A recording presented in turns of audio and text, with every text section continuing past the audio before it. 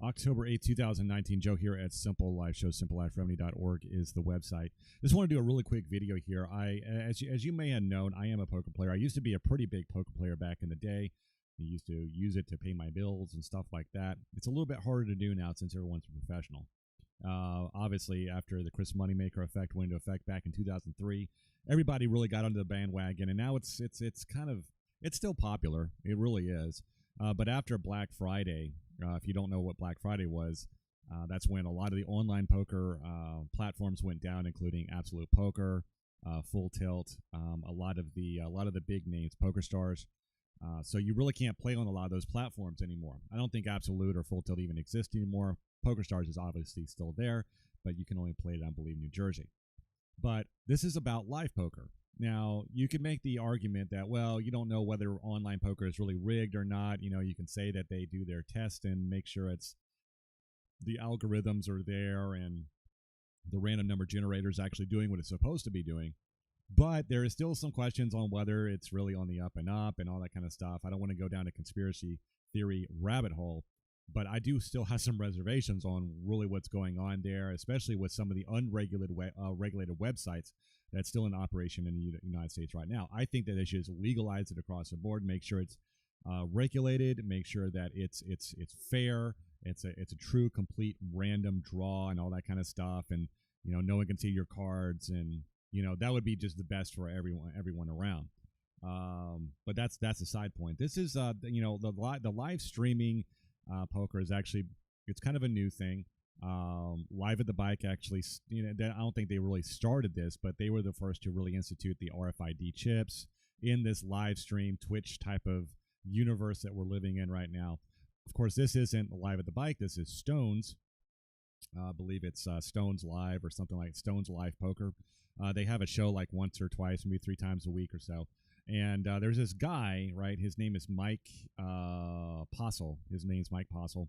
And he was kind of a losing poker player, kind of a break-even poker player, but he just kind of had enough one day. Decided that he was going to cheat the game, found out a way to actually be able to use his phone to read the RFID chips in the cards and be able to know what everybody had, right? And there's a lot of things in this story. It's been going on a year. It just broke a couple of days ago. It's been going on probably for about a week or so. But I'm not exactly sure what's going to happen with this. What are these people that have been playing with this guy, who have lost literally thousands and thousands of dollars to this guy over the last year? What is this casino or whatever this is? What are they going to do for these players who were slighted and who are wrong? I mean, they're still doing an investigation, but the fact of the matter is this guy was a losing or a break-even poker player. But then all of a sudden, out of nowhere, he makes $350,000 over the next year. Only playing one place, one type of game, in one location. He doesn't play anywhere else, but he only plays this live stream, and that's the only place that he plays. Give me a break. This is a video of one guy that actually spent a lot of time looking at all of these things. I do want to give him a shout out. His name's Grumpenstein. If you are into poker, just check him out. Obviously, this guy spent a lot of time with this. Give him a subscribe or something like that. Help him out because we all need the help. So I'm going to play this video right now. I think it's really amusing on what he does. If you play live poker, this will make your blood boil, and it'll probably make you laugh at the same time. Where the posture changes, the mannerisms change, the phone is different. He starts staring at his goddamn crotch. He starts laughing nonstop. He starts acting all fucking weird at the table like a completely new person. So we're going to go over here exactly the moment in time, and I'm going to let him kind of take over here because he puts this quite beautifully, and I want you guys to be able to hear what he's got to say. You can make up stuff about being drunk. You can say that you grabbed your crotch because you got some medical issues. You can tell me you're drunk and you jammed into this 4-bet. You can explain how great of a poker player you are. You're the most winningest player in history. You can do none of that matters. None of that matters when it comes to what changed on July the 18th at 2 hours. This is the moment, Mike Postle. So before this, we're going to show hands later in here. Mike Postle, The session before this, he got bluffed a few times. A few times he made some bad plays, which we're going to go over. And I think he decided, you know what? Fuck this shit. I'm going down to the dark side here. Why did a player who's never taken his phone off the table in 6 months start putting his phone in his lap? Watch this. Watch the for crotch the next grab. year and a Here half? it is. This is an infamous moment. Watch this. Watch what happens here. Watch for the crotch grab. That's the question The crotch stare. that you can't say you got drunk. You can't say Here it that you goes. just There it did is, right there. An infamous moment in poker history. Mike Postle decides he is going to put his phone in the most weirdest position we've ever seen in our life. Sometimes put it on our lap. He literally puts it on his damn crotch, like making contact with the crotch area. And this would become the home for his telephone for the next about year. Let's check it out again. Watch this. Watch. He's going to move the phone down and officially will place it right by his nutsack. You can't say you got drunk. You can't say that you just There did it it. is.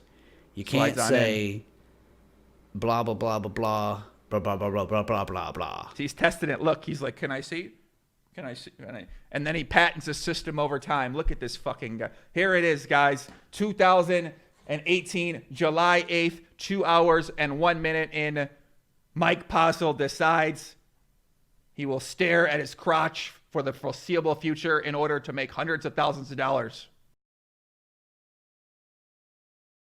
Okay, so I'm going to stop that there. I'm not going to play like a whole bunch of hands. I mean, if you really want to actually go out there and watch this, just type in Mike Postle cheating and a whole bunch of videos will come up. There's so much evidence. There's so many hand histories of this guy just making the most insane clown, just nonsense.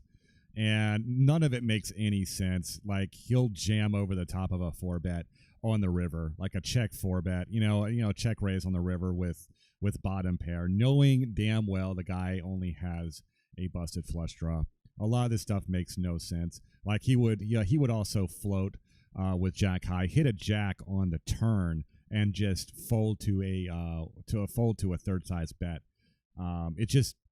It makes no sense, and we know now, without any shadow of a doubt, that this guy was cheating for the last year, just raping people for money.